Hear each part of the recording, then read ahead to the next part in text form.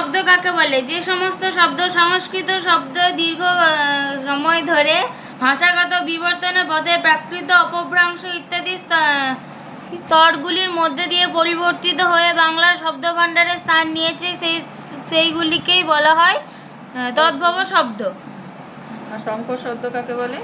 সংকর শব্দ বা মিশ্র শব্দ হলো এমন শব্দ যা দুটি ভিন্ন ভাষার শব্দ একত্রিত হয়ে দুটি নতুন শব্দ তৈরি করে, তাকে বলো সংকর শব্দ।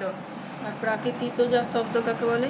প্রকৃতজাত শব্দ কাকে বলে? প্রকৃতজাত শব্দ হলো সেই সমস্ত শব্দ যা প্রাচীন ভারতীয় আর্য ভাষা থেকে